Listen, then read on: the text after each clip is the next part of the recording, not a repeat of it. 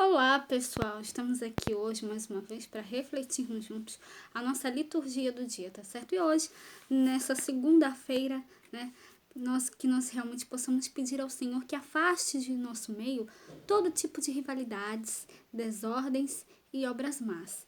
Então, que nós possamos celebrar com devoção sincera. Então, a primeira leitura de hoje está em Tiago, capítulo 3, versículo 13 a 18. Tiago, capítulo 3, versículo 13 a 18. Quem dentre vós é sábio e entendido? Mostre pelo seu bom trato as suas obras em mansidão de sabedoria. Mas se tendes amarga inveja e sentimento faccioso em vosso coração, não vos glorieis, nem mentais contra a verdade. Esta não é a sabedoria que vem do alto, mas é terrena, animal e diabólica. Porque onde há inveja e espírito faccioso, aí há perturbação e toda obra perversa.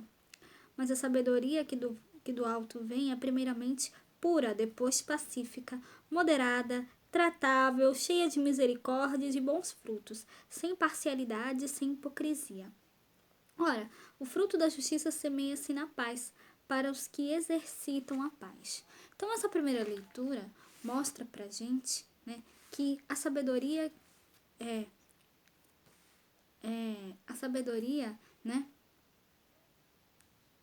que vem do alto, né, é, é pura, pacífica, modesta, conciliadora, cheia de misericórdia e de bons frutos, sem parcialidade e sem fingimento. É essa, né,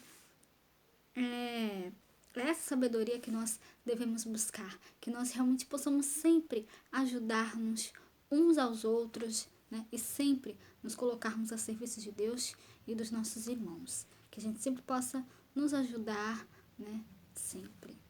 E agora, falando do Evangelho, hoje ele está em Marcos, capítulo 9, versículo 14 a 29. Marcos, capítulo 9, versículo 14 a 29. Naquele tempo, descendo Jesus do monte, com Pedro, Tiago e João,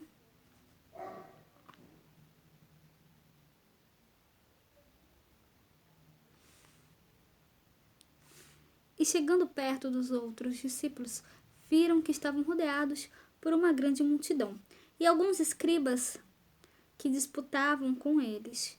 E logo toda a multidão, vendo-o, ficou espantada e, correndo para ele, o saudaram.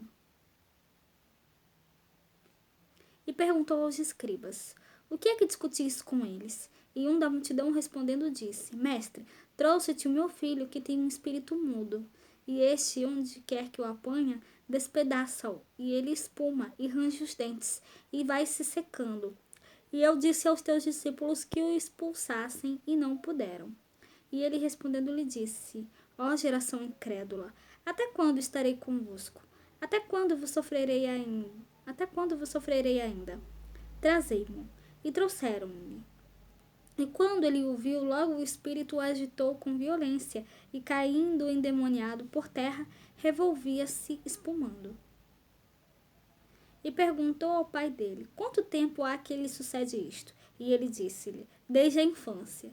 E muitas vezes o tem lançado no fogo e na água para o destruir. Mas se tu podes fazer alguma coisa, tem compaixão de nós e ajuda-nos.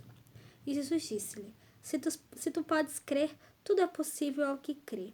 E logo o pai do menino, clamando com lágrimas, disse: eu creio, Senhor. Ajuda a minha incredulidade. E Jesus, vendo que a multidão concorria, repreendeu o espírito imundo, dizendo-lhe: espírito mudo e surdo, eu te ordeno. Sai dele e não entres mais nele. E ele, clamando e agitando-o com violência, saiu. E ficou o menino como morto, de tal maneira que muitos diziam que estava morto.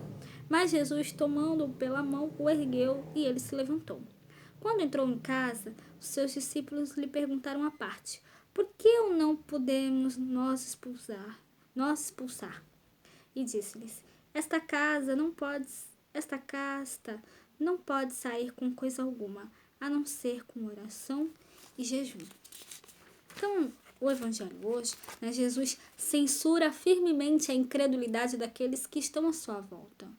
Então, os discípulos parecem não saber muito bem o que fazer. De fato, eles não obtêm êxito ao tentar expulsar o espírito impuro. E o pai do menino possuído, por sua vez, em um primeiro momento, demonstra confusão e fé incipiente, pois diz: se tu podes. Então, esta afirmação titubeante segue uma bela oração de confiança em que o pai reconhece, né, a fraqueza dele, né, e pede que o Senhor aumente a sua fé. Então, em sua entrega amorosa, o pai demonstra, pois, humildade e confiança em Cristo e vê o milagre da cura do seu filho acontecer. Então, após a cura, os discípulos perguntaram a Jesus o porquê de não conseguirem expulsar o espírito impuro. E aí o Senhor escancara para eles, né, a falta de oração.